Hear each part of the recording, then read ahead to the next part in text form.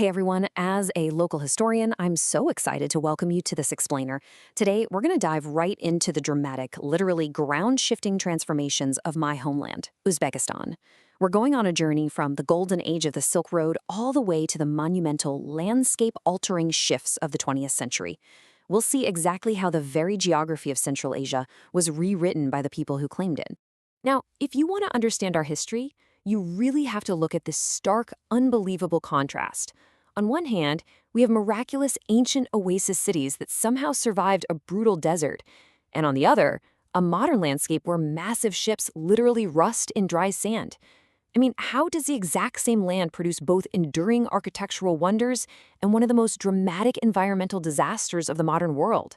Well, to figure that out, we first have to understand the immense power this landscape held over the people who crossed it. And speaking of power, the sheer awe our ancient monuments inspired was enough to stop the greatest conquerors dead in their tracks. Take Genghis Khan. In 1220, his armies swept through Central Asia and he arrived in Bukhara. The story goes that as he rode through the city, he looked up at the towering Kalyan Minaret, and his hat actually fell from his head. As he bent down to pick it up, he reportedly uttered this quote, "I have never bowed my head to anything, but this tower has made me bend my back. It shall not be destroyed." It's wild to think that this architecture was so imposing it forced a legendary conqueror to literally take a bow. So, at the absolute heart of all this history is the recurring motif of water and sand. It's the absolute baseline of our existence here in Central Asia. Out in the vast Kazilkum Desert, water is the sole decider of which cities survive and which ones vanish into dust. Our ancient civilizations, they survived by ingeniously harnessing and respecting that water, turning a harsh environment into thriving oasis cities. But, as we're going to see a bit later, our modern disasters happened for the exact opposite reason, because that life-giving water was forcefully taken away. But before those disasters, these early civilizations really hit their peak with what we call Timurid ambition. This was an era where rulers seemingly defied gravity and time itself, with brilliant blue tiles and colossal domes. Samarkand was chosen by the conqueror Timur in the late 14th century to be the undisputed greatest city of the Silk Road. He brought in the best architects and craftsmen from across his conquered lands. And the result? Just look at the breathtaking Registan Square with its perfect architectural symmetry, or the radiant cobalt blue tiles brought all the way from Persia and China. Then there's the Bibi Khanum Mosque, which was built on an unimaginably massive scale. It was so big, actually, that its foundation started shifting right after it was finished. They were quite literally trying to build eternity out of ceramic and stone. But, survival here wasn't strictly about projecting imperial power. When we contrast Samarkand's immense wealth and vibrant trade with a city like Khiva, we see a totally different strategy. Khiva was this remote city built from the very desert clay that surrounded it. So while Samarkand was shouting its dominance with dazzling cobalt tiles and colossal mosques, Khiva was more of an isolated maze. It was protected by massive mud brick walls, surviving right at the harsh edge of the desert. It feels like a surreal oasis where time just stood still. It really proves that to survive in Central Asia back then, you needed either immense imperial power or impenetrable desert isolation. There wasn't much in between. But our timeline completely fractured on April 26, 1966. This is a date permanently etched into our memory. A massive earthquake hit, and it devastated historic Tashkent. In an instant, this powerful tremor destroyed much of the city, leaving hundreds of thousands of people homeless and reducing centuries of intricate history to absolute rubble. It was a horrific tragedy, but it also became the pivotal turning point that ushered in the modern era of our region. Because as devastating as it was, this disaster handed the Soviet Union a totally blank canvas. Architects from all across the Soviet republics flooded in to rebuild Tashkent almost from scratch. They completely replaced our ancient, narrow urban mazes with wide, sweeping, carefully planned boulevards. Grand squares replaced the old winding streets. They essentially transformed Tashkent into a model, orderly Soviet city that prioritized scale and authority above everything else.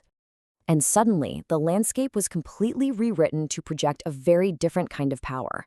We see a stark juxtaposition here. On one side, the intricate blue-tiled ambition of the ancients, with their madrasas and narrow streets. On the other, the heavy, raw concrete authority of the modern Soviet era, defined by geometric facades and wide boulevards.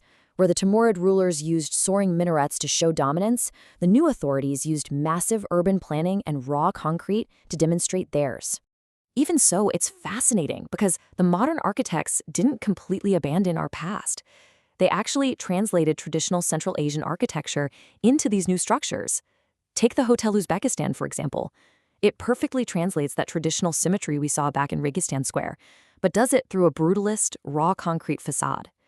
It's this strange, almost surreal intersection where Soviet authority meets Timurid ambition, echoing our ancient geometric madrasas, but using cold, unapologetically modern materials. Okay, let's dive into something I find absolutely fascinating. I call it the paradox of preservation. It's a historical irony that heavily defined our 20th century. Basically, it's what happens when a governing authority actively suppresses the local living traditions of a region while simultaneously pouring massive amounts of funding into restoring its ancient physical monuments. It's a total contradiction, right? And we see this conflicting Soviet era play out in such a striking way. The ultimate irony here is that the exact same system that aggressively reshaped our daily culture is also what saved our ruined physical monuments from collapsing into dust.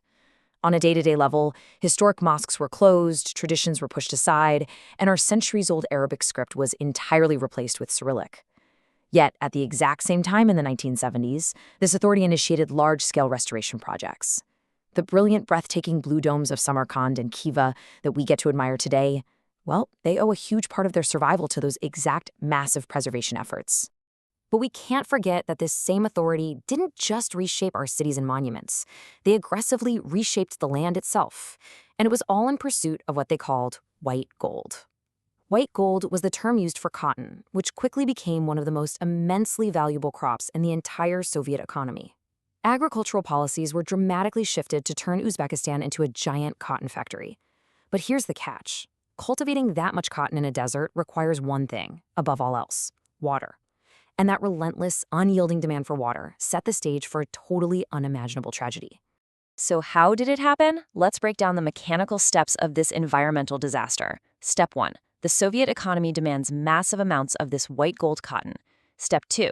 To irrigate these vast new fields, human engineering intervenes on a catastrophic scale, building massive canals to divert water away from the Amu Darya and Sirdarya rivers. And Step 3. Because the RLC was suddenly deprived of its historic, life-giving water supply, it rapidly begins to shrink. They literally redirected our ancient rivers, and the consequences were absolutely devastating.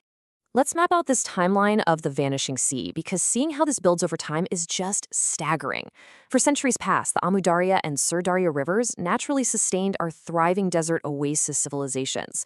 Fast forward to the 20th century, and those rivers are forcefully redirected through massive canals to irrigate vast cotton fields.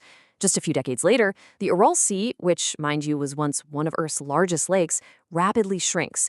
And today we're left with completely stranded fishing ports and huge ships literally rusting away in dry sand. It's easily one of the most dramatic environmental disasters of the modern world. As a historian examining our past, this quote really hits home for me. When rivers shifted and irrigation systems failed, the cities that depended on them collapsed. Without water, life slowly disappeared. Out in the desert, ancient fortresses from the Khwarezm civilization still stand like these massive empty sandcastles. Centuries ago, when natural river paths shifted and early irrigation failed, those civilizations fell apart. Those empty walls standing alone in the sand should have been a screaming warning to us. In this landscape, without water, life simply vanishes. It was a silent warning that history was destined to repeat itself. To wrap up this explainer, I really want to leave you with a final thought on the delicate balance between our relentless human ambition and the eternal desert that surrounds us. We've seen that the exact same human drive can beautifully resurrect ancient fallen monuments while simultaneously engineering an environmental catastrophe that turns a massive sea into a dusty graveyard. It's a lot to process, so I leave you with this question. If human ambition can do all of that, what legacy are we building in the sand today? Thank you so much for joining me to explore the incredibly resilient, ever-shifting landscapes of Uzbekistan.